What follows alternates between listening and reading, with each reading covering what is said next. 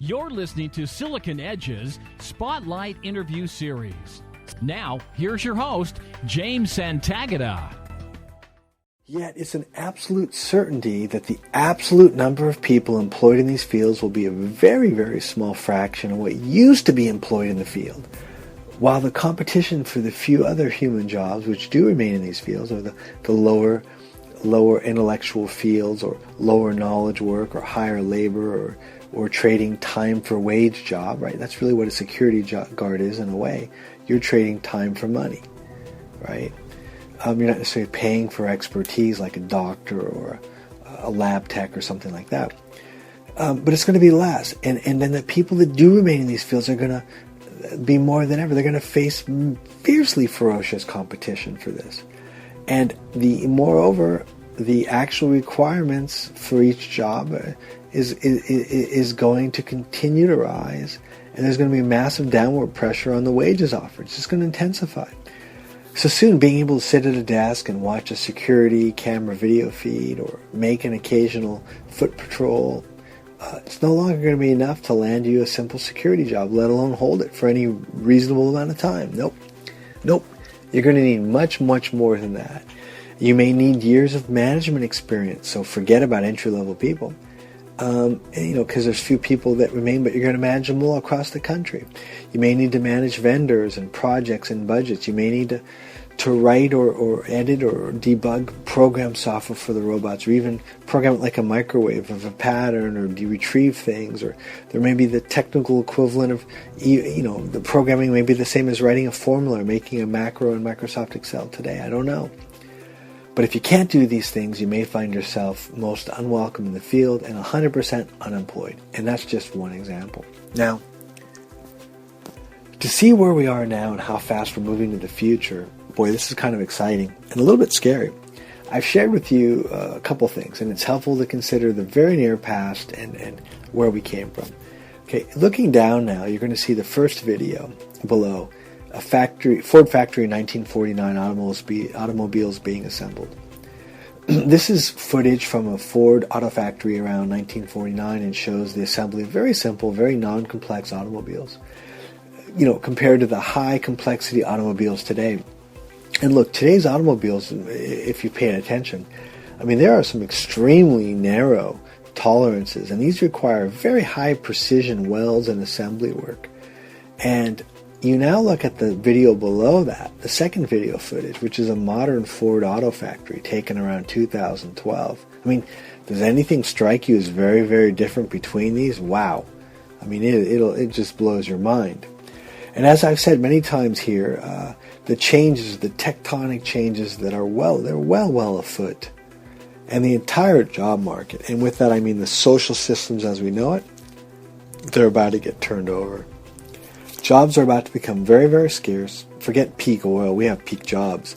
And especially jobs that have a career path and pay some solid wage. Now, before you say all this is patently unfair and companies somehow should or need to hire people or create more jobs, let me set you straight, okay? First off, forget what president says. I don't care if it's Obama, Clinton, Bush, whoever, Putin, it doesn't matter. Businesses don't create jobs, and they're not in the business of creating jobs. Bottom line, as famed Austrian American management guru, the late Peter Drucker, observed many years ago, the purpose of business is to create and keep customers.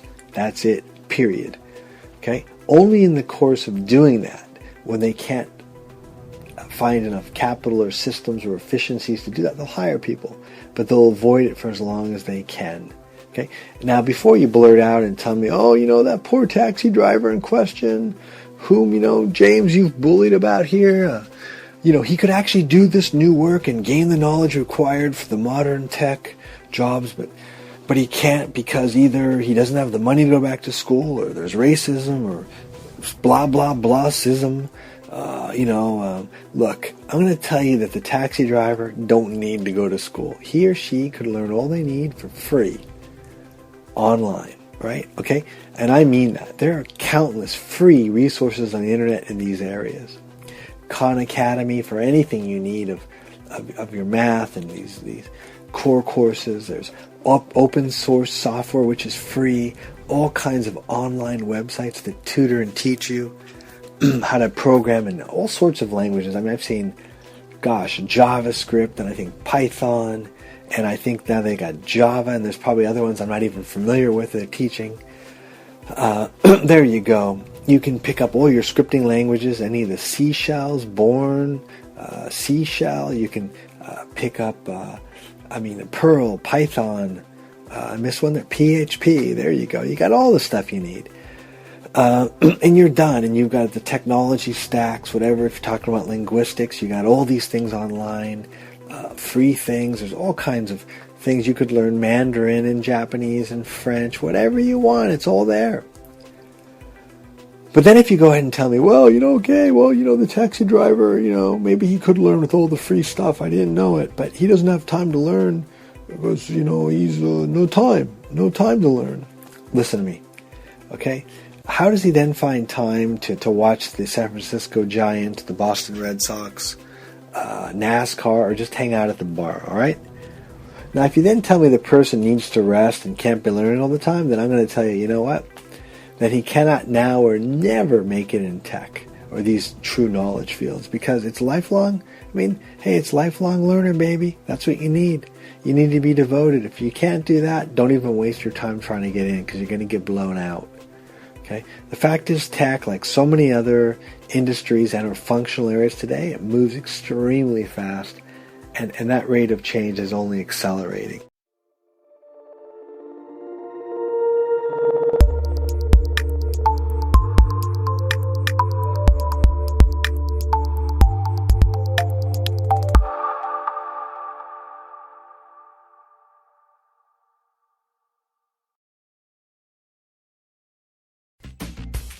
Lovers clash.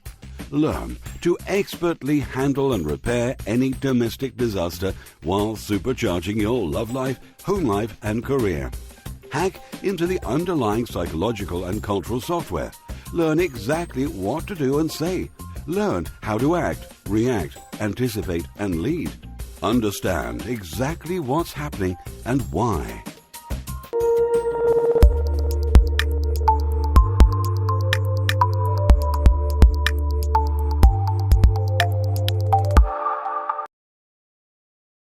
Look, if you're not on a lifetime learners program, don't even waste your time trying to get in these jobs.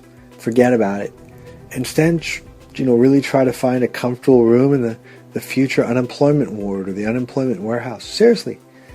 In addition, if you tell me that this taxi driver, again, not to pick on them, he or she needs a teacher to hold his or her hand to learn, or doesn't know how to use a basic search engine like Google or DuckDuckGo or whoever, Bing, or Yahoo to find it, well, again, it's just immediate proof and a litmus test that he or she can't make it in tech or isn't pure knowledge worker. Okay? Because basically tech requires not only an attitude and disposition which favors intellectual curiosity and lifetime learning, but it also requires being a highly motivated self-starter. And if you ain't got it, forget it. So all the skills and technologies one needs to get a foothold in or even thrive in the tech market and in the industry, it exists right now for free. And again, let me go through the software: Python, PHP, Linux, BSD, JavaScript, MySQL, Java, the whole LAMP stack, done. So you can go to the online learning, how to do the various programs, advanced support. There's communities. It's just on and on and on, all kinds of websites and what have you, with very helpful people that are supportive. So, come on, okay? But again, all of this, not as an effort to belittle or pummel the taxi driver or the manual laborer or even manual labor or customer service tech support people or any other group of workers mentioned or not mentioned. Look, rather, this is to be brutally honest. It's a brutally honest effort to expose the lie or the incompetence that there's this new tech revolution and it's going to be great for laborers or lower level knowledge workers. And somehow this new tech industry is no way different from other ones. Please. That's like saying World War II was no different than any other war. right, with nuclear bombs and blitzkriegs and what have you. Or it's like saying that the Civil War was no different from front-end musket loaders and charges on horses with swords, when instead they're dealing with, breech-loading rifles and rifled barrels that can fire true and long distances rapidly without having to use powder and ball, etc., and cannons. Come on. It's a slaughter, okay? It's a slaughter. And that's what some of these are as well. Okay, so the fact is, this is different than other ones. It's not great for laborers. It just ain't. So anyone who tells you this, look, I'd say it's three things. They're either stupid, incompetent, or a liar, or some combination of all those. And you can tell my sentiment.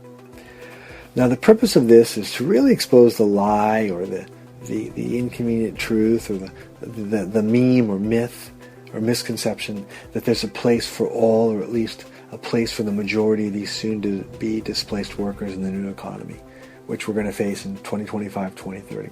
Okay, look, this is a lie, because there isn't a place. Get it?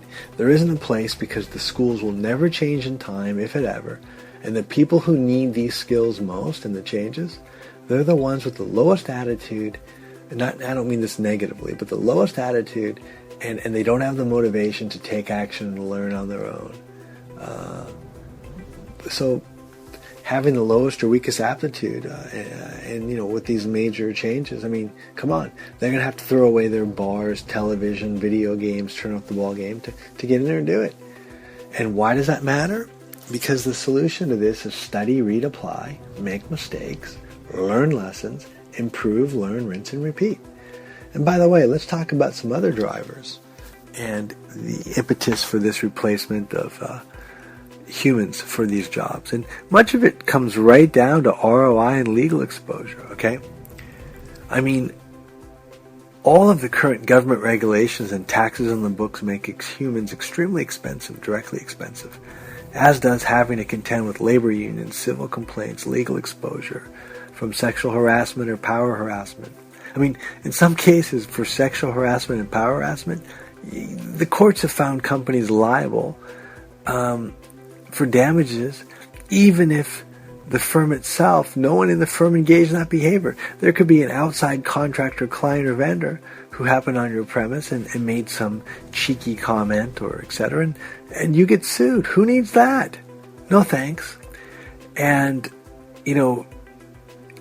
with robots, these fears, worries, costs, legal liabilities, legal exposure, for the most part, they're a thing of the past. Now, most certainly we'll see the same thing happening with the fast food industry, as workers and labor unions in the U.S. are trying to push for a $15 per hour minimum wage. They call it a living wage. Well, come on.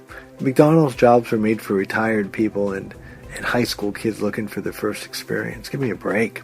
Not expected to feed a family of four by working at McDonald's, not being a manager. But anyways, expect to see the introduction of automated ordering, or more so, cash handling systems and robots like Baxter, or he can assemble burgers, sandwiches, throw pizza pies. And never forget that these systems and robots never get sick. This is one of the benefits and the massive ROI. They don't file workers' comps claims. They don't claim sexual harassment or power harassment.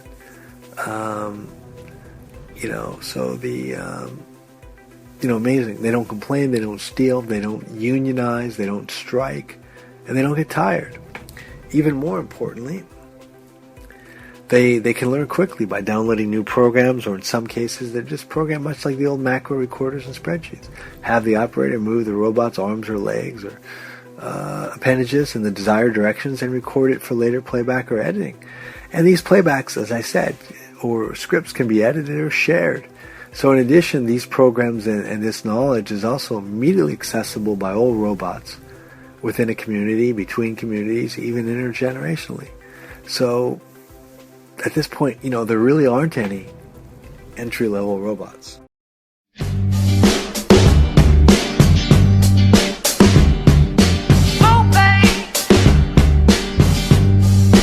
I don't wanna lie, I'm gonna take what you're giving, 'cause I know you're willing to take me. Psychological Jiu-Jitsu. the supercharged, results-driven communication system. You'll learn how to take control of your message, brand, career, and life.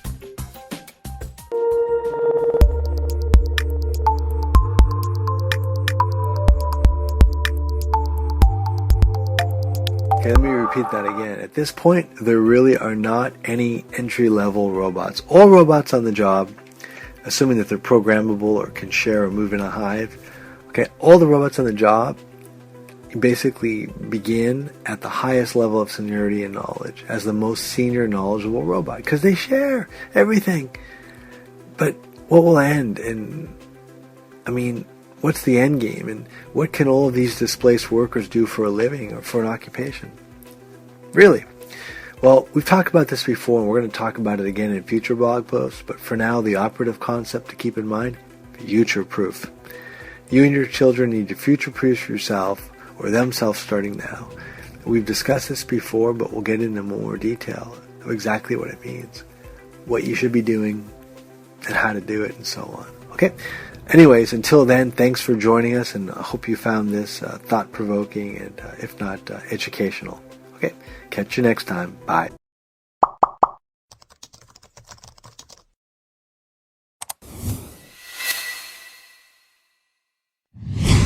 Global Vision, the global business mindset for high-performance executives and companies.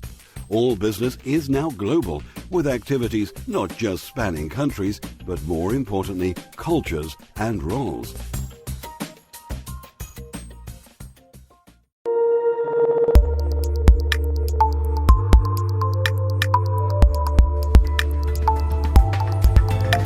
Thanks for listening. This program has been a presentation of Silicon Edge. Silicon Edge is personalized innovation for your competitive edge. Innovate, communicate, transform. Only at silicon-edge.com.